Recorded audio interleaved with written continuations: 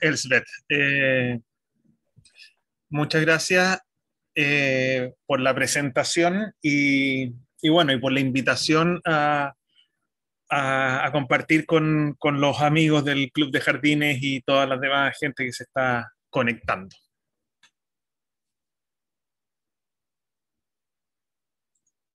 ¿Me escuchan todos, Elsbeth? ¿Me puedes confirmar que me escuchan?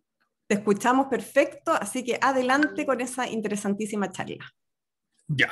Bueno, ese es el título que le puse. Un poco la idea es hablar de los glaciares, pero también del contexto más general del cambio climático y cuál es el rol en fondo de cada uno de nosotros en este escenario de cambio climático actual.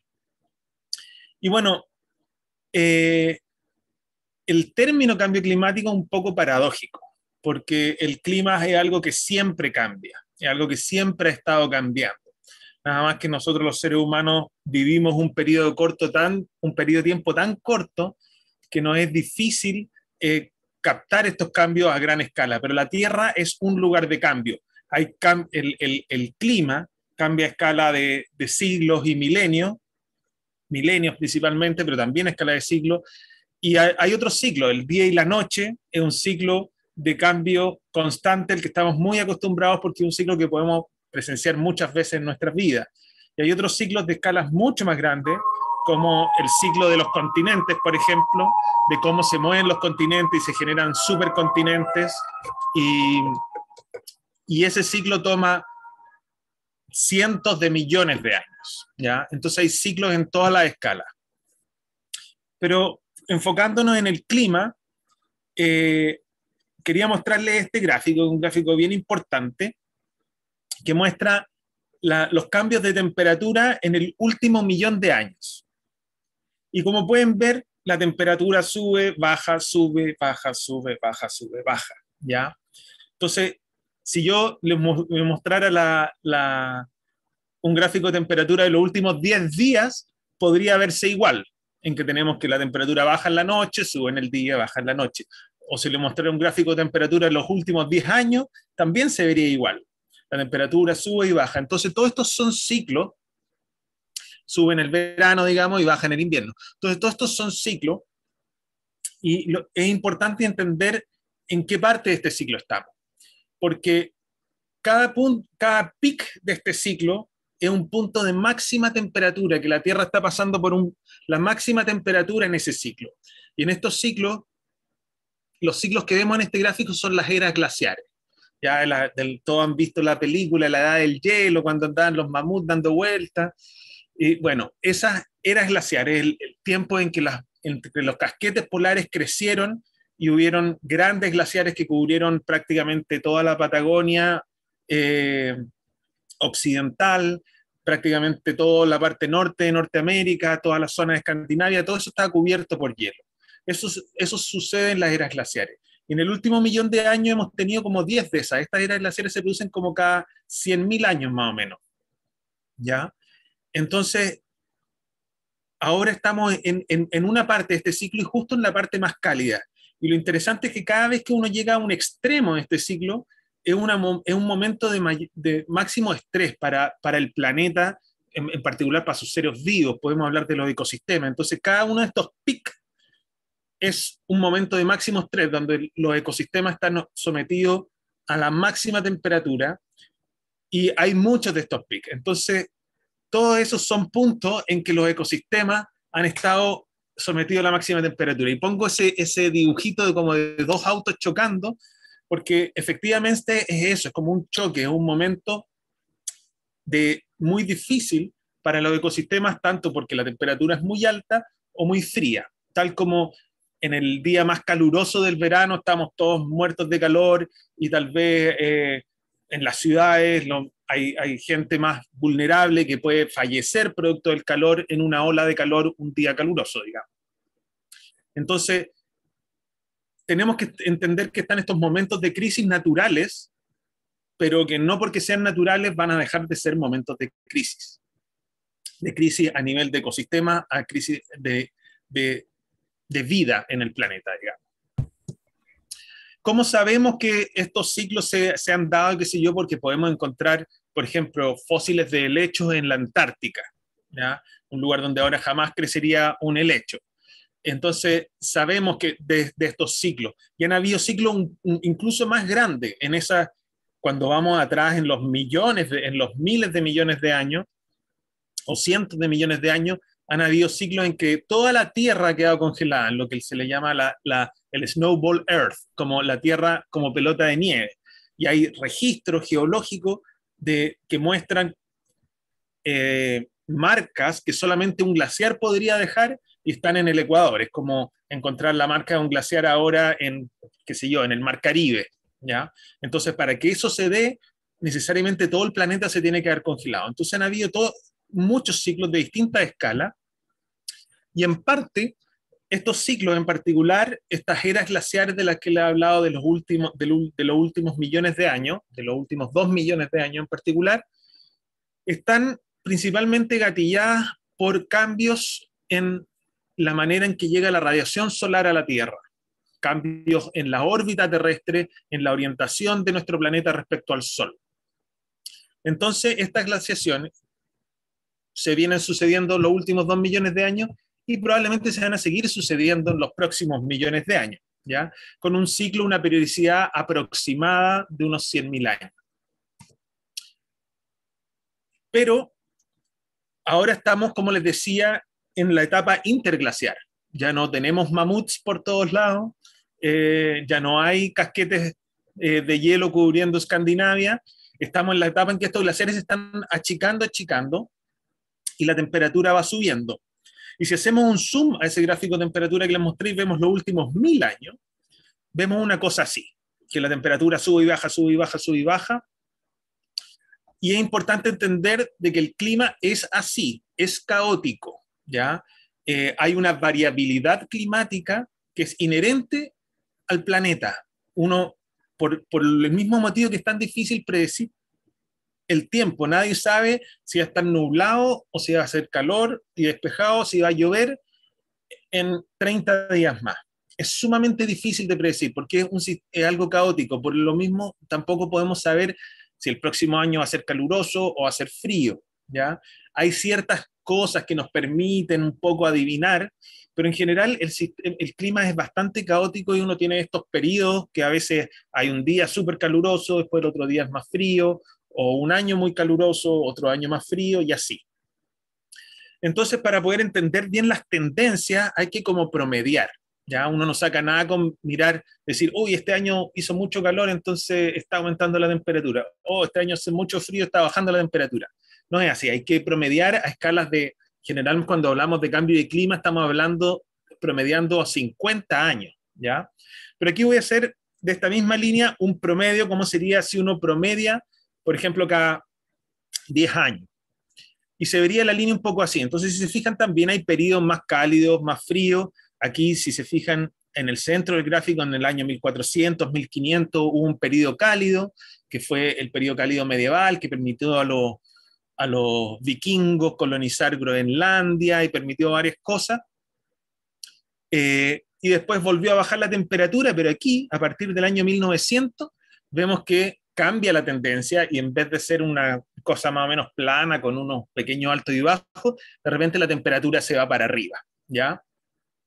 Y ahí está el efecto del hombre, ya vamos a hablar un poco más de eso, pero básicamente si uno mira los últimos 50 o 100 años en particular, prácticamente todo el calentamiento que ha habido no ha sido producto del ciclo natural, sino que este calentamiento adicional que ha habido en los últimos 100 años, los últimos 50 años en particular, ha sido prácticamente exclusiva responsabilidad del efecto del ser humano sobre el clima. Y este es un gráfico, un mapa del mundo, en el que voy a sobreponer los cambios en temperatura. Entonces, esto es cómo cambió la temperatura entre el periodo entre 1951 y 1980, el promedio entre esos años, y el promedio entre los años 2005 y 2009. Y podemos ver que casi todo el planeta se ve colores rojizos, ¿ya? Que son aumentos de temperatura. Es decir, en casi todo en las zonas más azul que se ven es que la temperatura bajó medio grado, y las zonas más rojas es que subió 2 grados, ¿ya? Entonces el rojo vale mucho más que el azul, digamos. Y además está casi todo el planeta rojo, especialmente en la zona del Ártico. Y ya vamos a hablar un poco más por qué el Ártico se ve tan influenciado. Entonces, como ven, prácticamente todo el planeta está aumentando su temperatura. Estos son datos duros, ¿ya? Esto es incuestionable. Los termómetros, hay termómetros que vienen registrando la temperatura en muchas ciudades del mundo, especialmente en Europa, desde hace cientos de años, ¿ya? En particular, los registros más sólidos tienen como 140 años, y la década entre el 2010 y el 2019 fue la década más calurosa registrada en esos 140 años. Entonces es un dato irrefutable, digamos, de que los termómetros están marcando ahora temperaturas más altas de lo que han marcado en la historia desde que se inventó el termómetro, ¿ya? Entonces, a escala global, la temperatura está aumentando. Entonces, yo quiero hacer aquí el ejercicio mental de qué haría si hubiera un extraterrestre observando nuestro planeta en este momento y mirar a los hechos, solamente los hechos. Y básicamente ver que aquí hay una raza que se dice inteligente y que depende de los ecosistemas, ¿ya? Por muy avanzada que tengamos nuestra tecnología, nosotros somos tremendamente dependientes de los ecosistemas. Si colapsan los ecosistemas, si colapsan los cultivos, los bosques, las plantaciones agrícolas, si colapsan los ecosistemas marinos, nosotros seríamos profundamente afectados. Distinto sería un mundo en que, como ahora que están todos los billonarios están yendo al espacio, y alguno, el Jeff Bezos, el último, planea tener ciudades, digamos, más o menos en órbita. Si viviéramos en órbita y fuéramos autosuficientes sería otra cosa, pero ahora aún dependemos profundamente de los ecosistemas, ¿ya? Luego, este extraterrestre diría, además, este ser inteligente está consciente del cambio climático y de su efecto en los ecosistemas. Estamos conscientes de que el clima está cambiando. Distinto sería un ser inteligente como era el hombre hace 500 años, en que no tenía mucha noción de que el clima cambiaba. Incluso, que se yo, a comienzos del siglo pasado, los colonos que hicieron grandes incendios en la Patagonia no tenían esa conciencia de que el clima estaba cambiando y que eso podía tener un efecto. Entonces, pero ahora estamos conscientes. Y lo más importante, que este ser inteligente se preocupa de la supervivencia de su especie, ¿ya? El ser humano tiene como el instinto de supervivencia, es tal vez el más fuerte de todos, tal vez somos en cierta medida egoístas por ello, pero donde nos tocan la fibra generosa es con nuestra descendencia. En general, nos preocupamos de la sobrevivencia de nuestra propia especie y en particular de nuestra descendencia, de nuestros hijos, digamos. Entonces, ¿qué haría este ser extraterrestre que mira al ser humano y dice, oh, obvio, entonces el ser humano va a hacer algo para poner el freno sobre el cambio climático, para evitar el colapso de los ecosistemas, para evitar el daño en los ecosistemas? Y aquí, cuando digo frenar, quiero que en la discusión un poco es importante que salga de la cancha esa que muchas veces se encierra esta discusión de si el cambio climático es producto del ser humano o no. La verdad es que es lo menos relevante de todo, es lo menos importante. Por ejemplo, si Elsbeth, que me presentó, y yo estuviéramos en un bote, y a Elsbeth se le cae algo pesado y le hace un hoyo al bote y comienza a hacer agua. Yo no puedo decir, no, como el hoyo lo hizo ella, así que no es mi culpa, así que yo no voy a ayudar a sacar agua del bote. Ya sería absurdo, no importa quién tiene la culpa de que está entrando agua al bote, hay que ayudar a achicar, digamos, a sacar agua, o si no nos vamos a hundir los dos. Y es la misma idea acá, sin importar quién es el causante de este cambio climático, es incuestionable el efecto que está teniendo y que puede llegar a tener en los ecosistemas, en nuestro planeta, y lo razonable a hacer sería un poco poner el freno de alguna manera, minimizar este cambio climático, hacerlo lo más pequeño posible de manera de proteger los ecosistemas de los que dependemos. Pero ¿qué está haciendo el ser humano? Lo contrario, en vez de apretar el freno, estamos apretando el acelerador. Cada año estamos produciendo más impacto sobre el medio ambiente, estamos generando más gases de efecto invernadero y estamos ayudando a que la temperatura aumente aún más. Y vamos a tratar de entender un poco de qué se trata todo esto. Entonces, la primera pregunta es si estos cambios, este aumento de temperatura, pueden salirse de control, ¿ya? Entonces vamos a hablar de los glaciares y los procesos de retroalimentación. Los procesos de retroalimentación, para que se hagan una idea, son estos procesos en que cuando algo pasa, hace que el proceso se autoalimenta y crece aún más, ¿ya? Y les voy a dar unos cuantos ejemplos, pero un ejemplo que está en boga es, por ejemplo, la expansión de un virus, ¿ya? Lo contrario a esto serían como un poco los procesos lineales. Proceso lineal es algo que cuando uno tiene dos, por ejemplo, no sé, cortar leña. Yo corto 5 tacos de leña un día, 5 el otro, entonces voy a tener 5, 10, 15, 20, 25, 30, y así aumentando linealmente. Un proceso que, como estos de retroalimentación, es como lo que está pasando ahora con el virus, que mientras más gente infectada, más gente puede contagiar el virus. Entonces, cuando tengo 2 personas infectadas, contagian a 2 más, pero después tengo 4 personas infectadas. Entonces, esos contagian a 4, 8, 16, 32, 64, y el número aumenta enormemente hasta que después de unos cuantos días está todo el país infectado, que es un poco lo que hemos estado viviendo en estos días con todos estos brotes de COVID. Entonces, primero, como vamos a hablar de los glaciares, ¿por qué existen los glaciares? ¿Y cómo se forman? El primer ingrediente para un glaciar es nieve, los famosos copos de nieve. Pero la nieve no basta, la nieve cae y se derrite y no se forma un glaciar. Además de nieve, necesitamos un lugar frío y sombrío donde la nieve pueda sobrevivir el verano. Esa es la clave, que la nieve sobreviva al verano.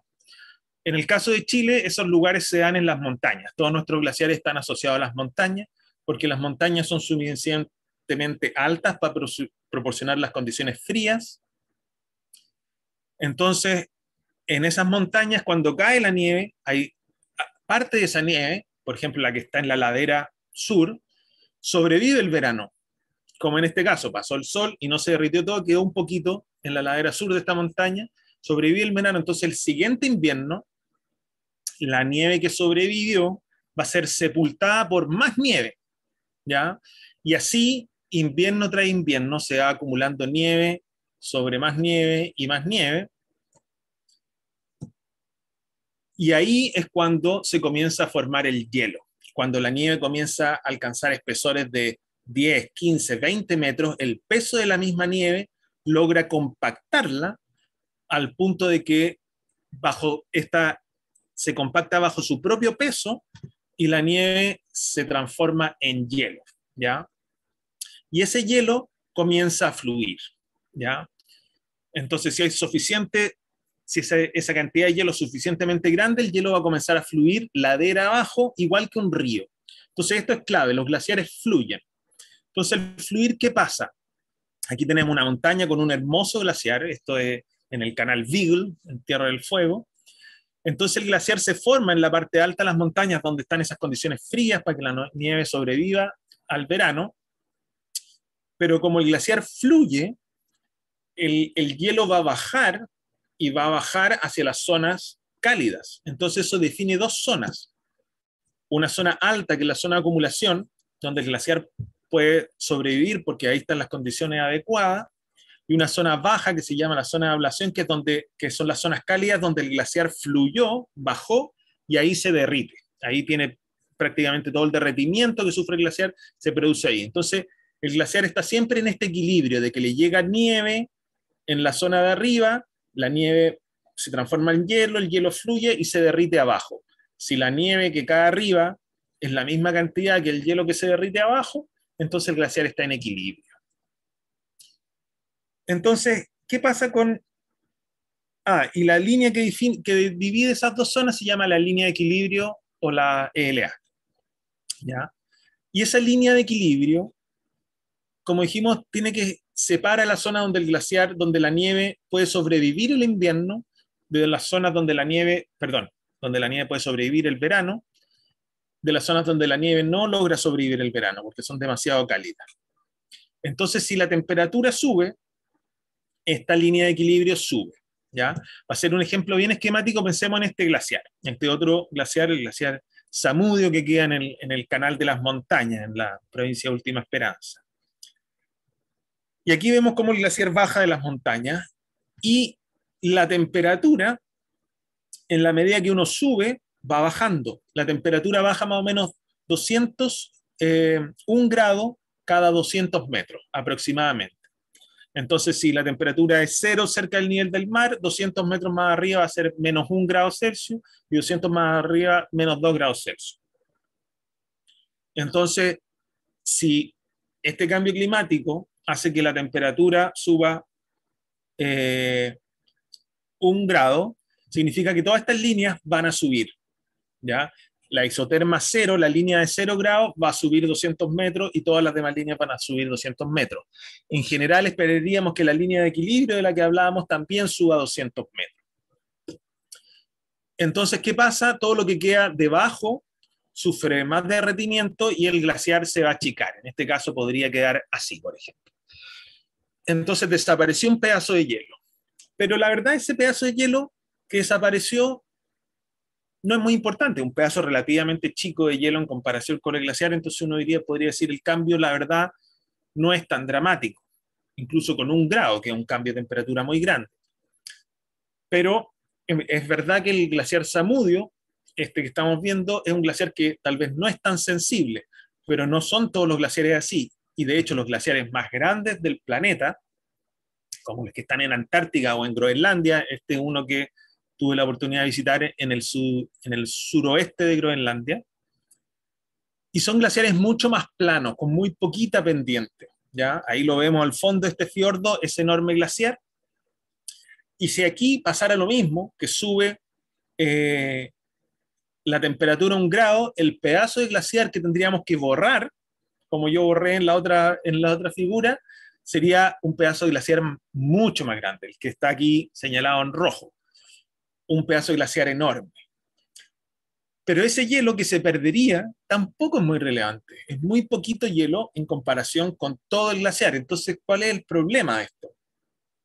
Que imagínense ese hielo que está ahí, metido en este fiordo, apoyado contra las paredes del fiordo, además de ser un pedazo de glaciar, es básicamente un tapón de hielo que impide que el hielo que está aguas arriba, en la parte alta de Groenlandia, pueda bajar. Es un tapón que impide que se vacíe el hielo de Groenlandia, ¿ya?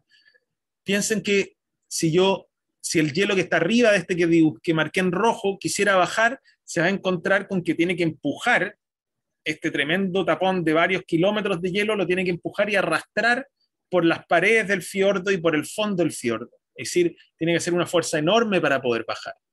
Entonces, básicamente, estas lenguas glaciares, estos glaciares que bajan por los fiordos, actúan como tapones para el hielo que va más arriba. Entonces, se produce como un efecto que si yo hago desaparecer ese tapón, el glaciar comienza a andar más rápido y se comienza a vaciar la reserva de hielo que tengo en las partes altas de Groenlandia, en las partes altas de la Antártica, donde hay mucho, mucho hielo. Lo mismo pasa aquí en Campo de Hielo. Entonces, para ejemplificar esto, le puse este nombre, el efecto taco. Imaginemos que este como balde que tengo aquí llenos de cubitos de hielo es mi reservorio de hielo, digamos la parte alta de los campos de hielo o de un glaciar de una montaña o de Antártica, Groenlandia. Y el tubito por donde van cayendo estos hielos es esa lengua glaciar. Y como esa lengua glaciar es larga, esos cubitos de hielo tienen mucha fricción contra los bordes y les cuesta salir, entonces se va vaciando lentamente. Como se vacía lentamente, la nieve es capaz de, en el invierno, las nevadas, qué sé yo, son capaces de rellenar con nieve arriba a la misma tasa que se pierde el hielo abajo. Pero si el glaciar retrocede y yo corto esta salida con una guillotina, así bien dramático, ya no le cuesta tanto a estos cubos de hielo salir y comienzan a salir más rápido, salir más rápido, más rápido. Entonces se comienza, las nevadas que caen arriba no logran rellenar a la tasa que está saliendo, entonces se comienzan a reducir mis reservas de hielo. ¿Y esa agua a dónde va? Al mar. ¿Y qué hacen? Que comience a subir el nivel del mar. Y el problema es que en Groenlandia hay suficiente agua para que el mar suba 7 metros. Y en Antártica hay suficiente agua como para que el glaciar suba 61 metros. Entonces, son cantidades realmente grandes, ¿ya? Si el nivel del mar subiera 10 metros, por ejemplo, quedaría gran parte de las ciudades costeras bajo el agua. Entonces, esto tiene un efecto brutal y un efecto también económico muy grande.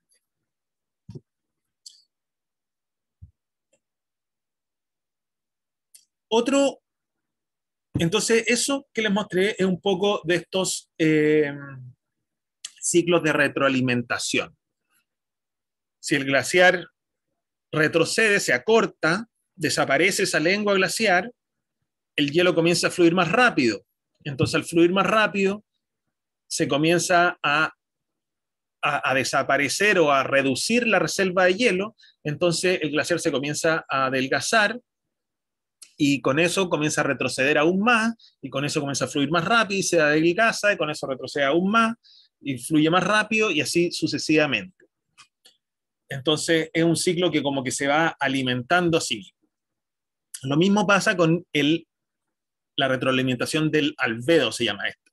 Y resulta que el Sol emite luz, radiación solar, que llega a la superficie terrestre. Cuando cae sobre la nieve, como la nieve es blanca, el 90%, gran parte de esa energía se devuelve hacia afuera, hacia el espacio, y no tiene un efecto de calentar la superficie.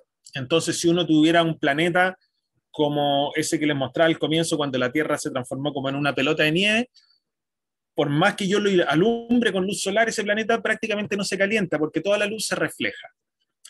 Pero por el contrario, si la luz cae sobre la roca o la Tierra desnuda, la Tierra se calienta porque absorbe prácticamente toda esa radiación. Ya en vez de reflejar el 90%, refleja un 10, 20%, 30%, dependiendo del tipo de tierra, el tipo de roca. Entonces esa roca caliente va a derretir la nieve que está al lado y va a quedar más roca expuesta. Al haber más roca expuesta, más energía solar se absorbe, más roca se calienta y más van a derretir la nieve. Y van a exponer más roca que absorbe más radiación solar, y aquí nuevamente tenemos un ciclo de retroalimentación positivo en que en la medida que se achica la zona cubierta con nieve, hay más roca expuesta, entonces se absorbe más energía, la Tierra se calienta más y más rápido desaparece la nieve y el hielo. Entonces, y esto es un poco lo que está pasando. Aquí el gráfico de arriba muestra cómo ha disminuido la cubierta de nieve en el hemisferio norte, y en el hemisferio sur está pasando exactamente lo mismo, está disminuyendo la cantidad de nieve. Cualquiera que lleve varios años, varias décadas, digamos, esquiando, yendo a centros de esquí, les va a decir lo mismo. Y abajo está la extensión del hielo ártico, en el océano Ártico. Y también está disminuyendo dramáticamente. Y ahí pasa lo mismo. El mar es oscuro y absorbe mucha radiación solar, mientras que la cubierta de hielo que hay en el Ártico, del hielo marino, refleja esa radiación. Entonces, mientras menos hielo marino tenemos, más se calienta el mar. Y mientras más se calienta el mar, menos hielo marino tenemos, y así sucesivamente. Y esta foto la pongo aquí porque muestra un glaciar que está avanzando, está aplastando una zona que ya había tenido pasto, que no tenía hielo, y este glaciar está avanzando. Y lo pongo para aclarar el concepto de cuándo un glaciar avanza y cuándo un glaciar retrocede. Un glaciar avanza, cuando uno dice eso se refiere al frente del glaciar, porque todos los glaciares avanzan. El hielo siempre está avanzando. Y para ejemplificar esto, imaginémonos que el glaciar es como un trencito de cubos de hielo, ¿ya? Que estamos viendo acá, y donde está el frente del glaciar, la parte frontal hasta donde llega el hielo, en el punto donde se derrite el último cubito de hielo. Es decir, el hielo va bajando, bajando, bajando, bajando, y llega un punto en que todo el hielo se derrite, y ahí es el frente del glaciar. Entonces, a eso le llamamos el frente del glaciar. Cuando un glaciar retrocede, por ejemplo, es cuando comienza a hacer más calor, entonces el hielo se derrite antes y no alcanza a llegar tan abajo. Entonces, el frente del glaciar sube, pero el hielo siempre está avanzando. Es decir, el hielo siempre avanza, el glaciar es como un río de hielo, y en el río el agua siempre baja, siempre avanza. Entonces aquí el frente del glaciar retrocede cuando algo hace que el hielo se derrita antes. Entonces Asqueroso panqueque. ahí salió un mensaje raro que no sé qué significa. Bueno, ahí el glaciar retrocede. Y si algo pasara que hace que el glaciar se acelere, entonces si el flujo se acelera, por ejemplo, porque hay más derretimiento y esa agua llega a la base del glaciar y hace algún cambio que lo acelere, o por algún otro proceso, el hielo, como ahora va más rápido, alcanza a llegar más abajo sin derretirse, a pesar de que, de que hace bastante calor. Entonces ahí el frente del glaciar avanza. Entonces muchas veces los glaciares pueden avanzar, pero a costa no de que, no significa que estén creciendo, sino que simplemente se están acelerando, y puede que las reservas de hielo que alimentan este glaciar se estén achicando aún más rápido, y al final termina un proceso que está condenando al glaciar a desaparecer muy rápido. Y todo este hielo, ¿a dónde va?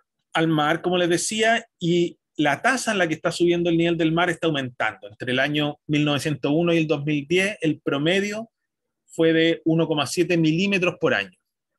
Y entre el 93 y el 2010, si tomamos un promedio más cercano para ver cómo está ahora cambiando el nivel del mar, es 3,2 milímetros por año. Y actualmente ya vamos en 3,4 milímetros por año, ¿ya? Entonces, el nivel del mar está aumentando cada vez más rápido. La mayor parte es porque el mar, que es enorme, se está calentando, y todas las cosas o la mayoría de las cosas cuando se calientan, se expanden, ¿ya? Entonces el mismo mar se está expandiendo producto de que se está calentando. Y el 40% de lo que ha subido el nivel del mar es por el hielo que se ha derretido y que va a aportar agua al mar. Entonces, el problema es que no sabemos si el nivel del mar va a aumentar así, como una línea recta, o si va a aumentar así. Y hay una gran diferencia. Y es difícil modelar esto, por una parte porque no sabemos realmente cómo va a reaccionar la Antártica y cómo va a reaccionar Groenlandia, si colapsan algunos grandes glaciares, algunas grandes plataformas de hielo. Eso puede generar este efecto taco del que les hablaba, y que mucho hielo baje de la Antártica y de Groenlandia al mar. Y lo otro que no sabemos modelar es qué va a hacer el ser humano. Si el nivel del mar va a seguir la línea abajo o la de arriba, depende en parte de lo que hagamos nosotros, ¿ya? Aunque en el caso del mar, el mar es tan grande, que es como, imagínate un tren enorme que es muy difícil pararlo y muy difícil hacerlo arrancar. Entonces, el proceso de aumento del nivel del mar, por ejemplo, por el tema térmico, va a seguir, aunque nosotros nos portáramos súper bien, aunque desapareciera el ser humano de la faz de la Tierra, el nivel del mar seguiría aumentando, ¿ya?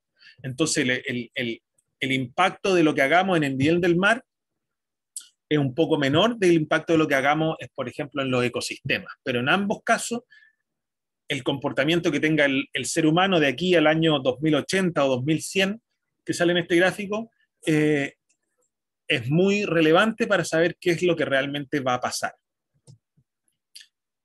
Y este es un glaciar en la isla Rey Jorge, en la Antártica, que, como ven, como muchos glaciares, y como prácticamente todos los glaciares de la Antártica, llegan al mar.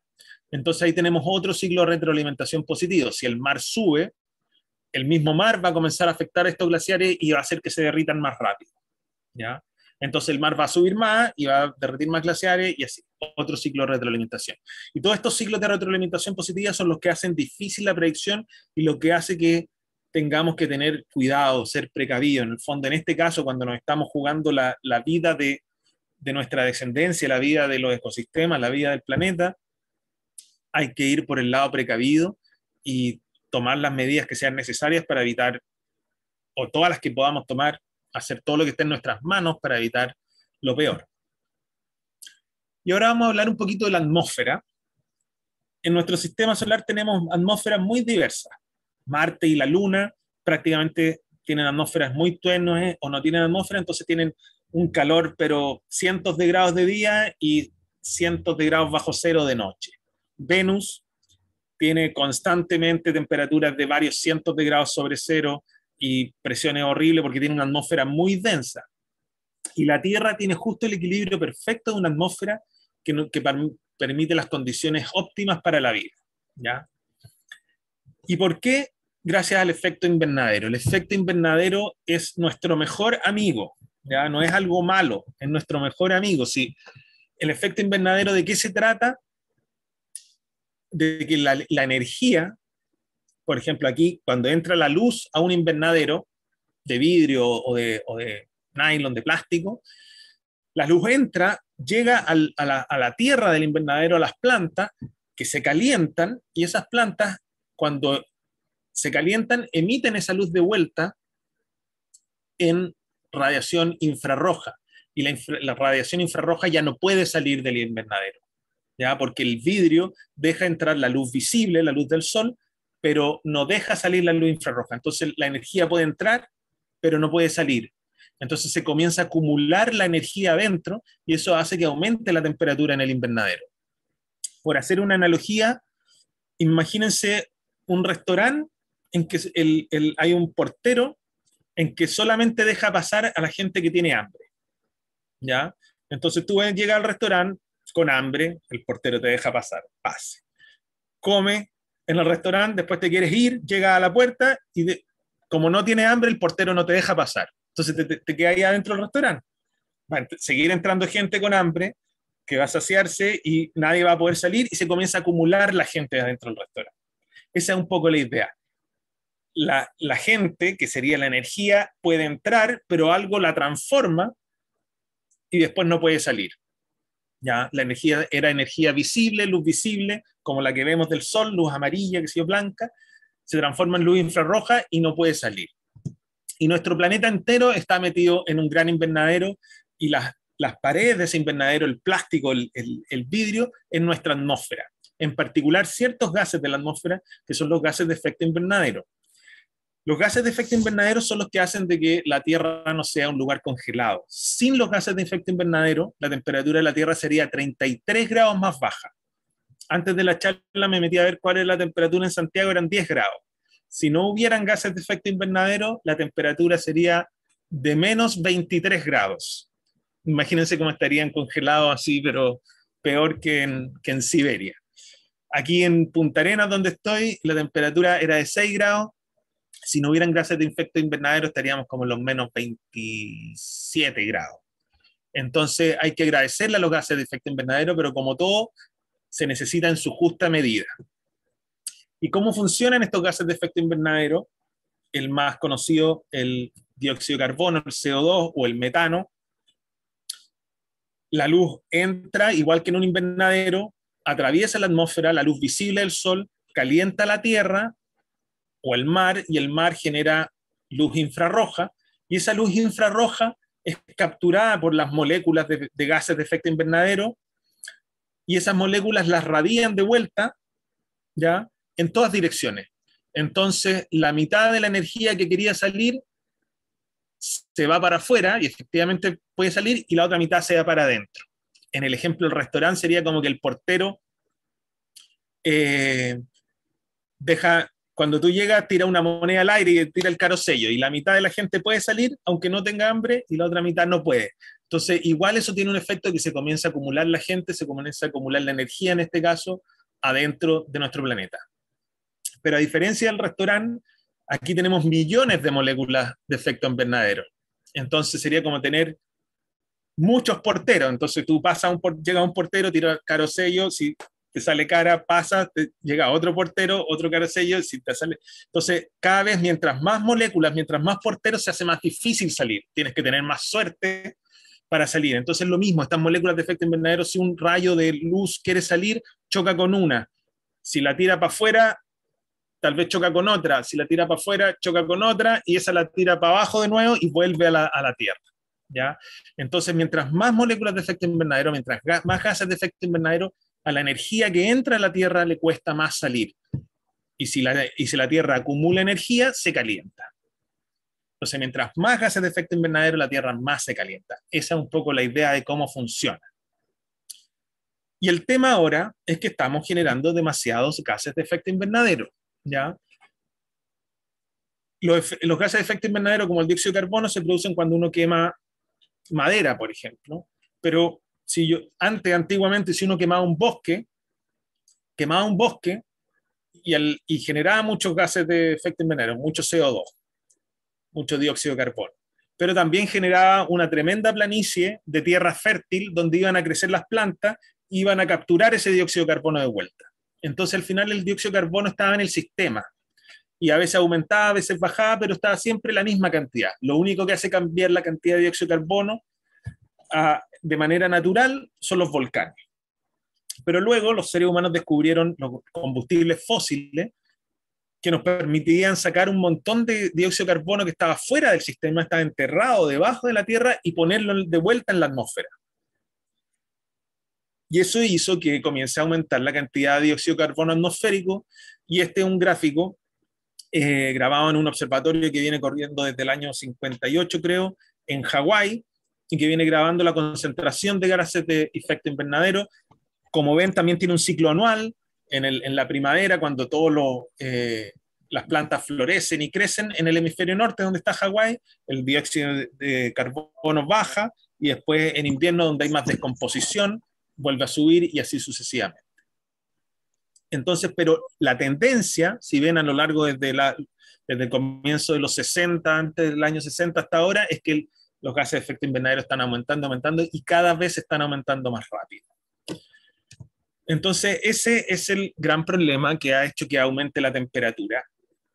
Y como les decía, este es un ciclo natural en que la Tierra está de manera natural pasando por su periodo más cálido, pero justo en el periodo más cálido a nosotros se nos ocurre comenzar a quemar combustibles fósiles y hacer que ese periodo sea aún más cálido, ¿ya? Y ese ciclo natural, como yo les decía, es de 100.000 años, es decir, es un periodo de muy largo aliento.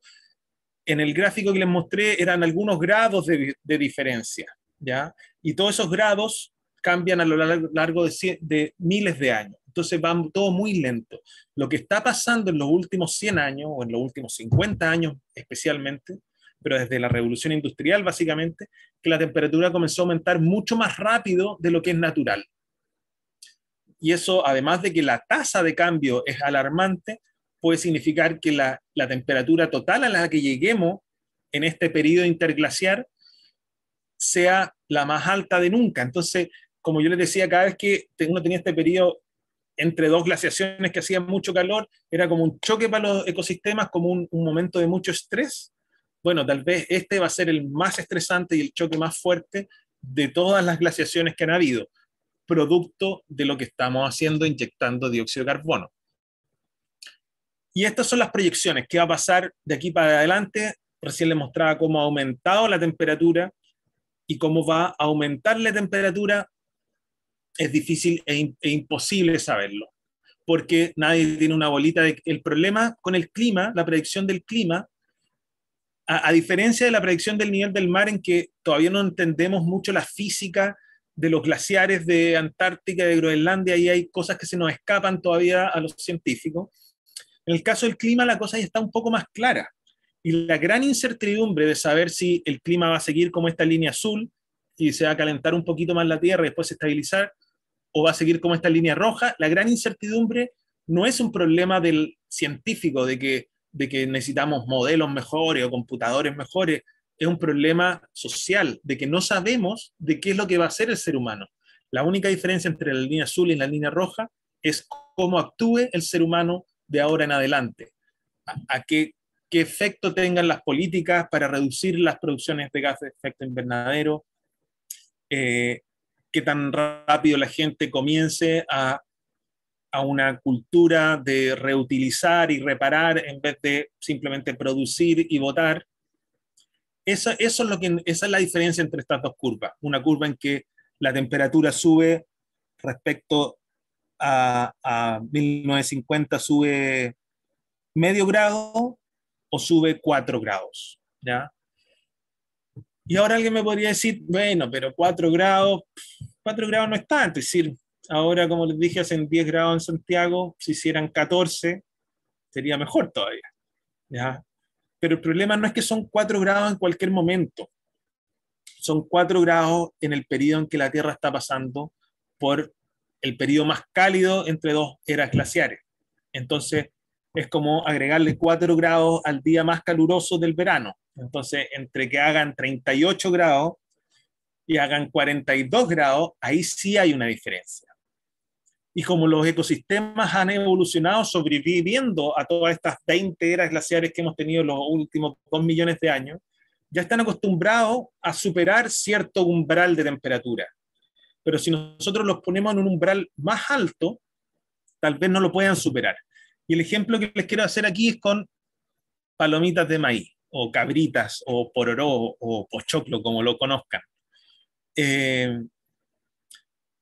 Las palomitas de maíz, si yo las tengo qué sé yo, a temperatura ambiente a 20 grados y las caliento a 4 grados, no pasa nada. Van a ser palomitas de maíz a 4 grados, a 24 grados.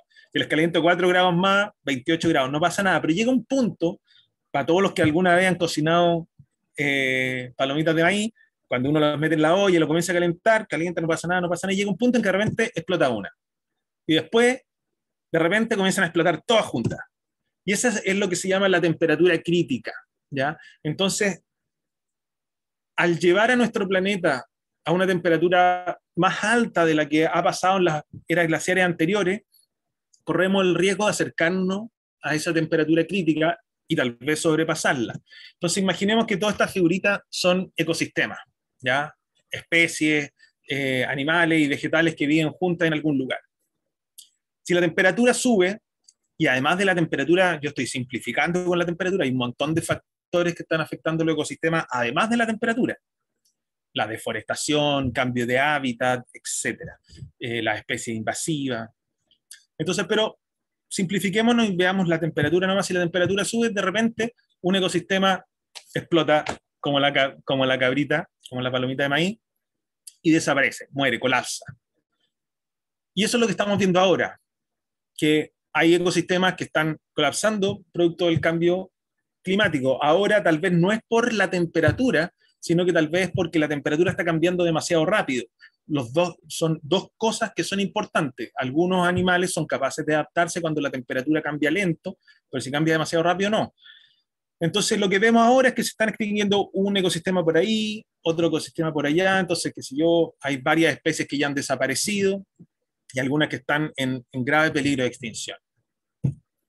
Pero en la medida que la temperatura suba, podemos terminar llegando a esa temperatura crítica en que todos los ecosistemas de repente revientan como las palomitas de maíz, ¿ya? Y puede que quede uno o dos, ¿ya? Y ese sería para otra charla completamente distinta acerca de la importancia de la biodiversidad, pero básicamente lo peor que podemos hacer los seres humanos si nos preocupamos por nuestra sobrevivencia y la de nuestra descendencia es reducir la biodiversidad de este planeta. Y también pudiera ser que revienten todas las cabritas de maíz y nos quedemos sin ningún ecosistema. Entonces, por eso es tan importante la diferencia entre, qué sé yo, estos acuerdos de París y qué sé yo, entre que discuten entre 4 grados, 2 grados, 2 grados, 5, 1,5. Ese grado de diferencia puede marcar la diferencia entre que revienten todas las palomitas o no. Entonces, por eso, como no sabemos exactamente hasta dónde vamos a llegar y hasta dónde aguantan los ecosistemas y no conocemos toda la inmensa cantidad de interacciones que hay entre estos ecosistemas, es importante tener la precaución y hacer todo lo que esté en nuestras manos por evitar de llegar a una situación de riesgo como esta. ¿Y qué podemos hacer nosotros, cada uno de nosotros, antes de pasar a las preguntas? Tratar de reducir nuestro impacto en el ecosistema, tratar de consumir menos. Y al final, lo más importante no es consumir productos verdes y cambiar el refrigerador por uno que gaste menos, y lo más importante es consumir menos, ¿ya? y tratar de consumir cosas que no generen impacto. Por ejemplo, en vez de regalar un producto que viene de China hecho con plástico y con cosas y qué sé yo, y que tal vez la persona no lo va a ocupar, regalarle un curso de jardinería, por ejemplo, o regalarle una planta. O hay muchos sitios, empresas que se dedican, por ejemplo, a sembrar árboles. Yo puedo regalarle a alguien 10 árboles que uno pone la plata ahí para que siembren 10 árboles en algún lugar del mundo. Hay un proyecto muy bonito que siembran árboles aquí en Chile. Mi padre, ahí voy a compartir un link al final en el chat, está en un proyecto de reforestación en Ecuador, si es que alguien quiere reforestar. Y hay miles de maneras, o regalar un masaje, regalar un curso, regalar cosas que no sean productos y tratar de consumir menos y tratar de consumir, de generar menos gases de efecto invernadero, de conocer más lugares locales, viajar menos lejos, tratar de conocer más las cosas cerca. Todas esas son cosas que podemos hacer nosotros. Y, y lo importante es saber que hacen una diferencia, que el efecto que está teniendo el ser humano en nuestro planeta es significativo y al final somos los consumidores los que tenemos la última palabra, ¿ya? Uno siempre le tiende a echar las culpas a las grandes empresas, pero la verdad, el financista de Shell o de cualquier empresa petrolera, de ExxonMobil, que son las que han tenido un impacto grande en esto de los combustibles fósiles, el financista de ellos finalmente somos nosotros. Yo cada vez que lleno el combustible de mi auto y me sale que sigo 40 lucas, le estoy poniendo 40 lucas en el bolsillo a una empresa petrolera. Entonces, nosotros como consumidores somos los que tenemos que cambiar nuestros hábitos y las empresas al final van a cambiar sus productos, van a cambiar su manera de trabajar, van a hacer las cosas más reciclables, más reutilizables, si es que es lo que los consumidores compran. Así que como empoderarse de que nuestras decisiones afectan y, y que realmente podemos hacer algo para que el cambio climático no llegue a una escala catastrófica que nos lamentemos después. Y bueno, hasta ahí llego, no sé cómo anduve con el tiempo y no sé si habrán preguntas como para comenzar a responderlas. Voy a dejar de compartir.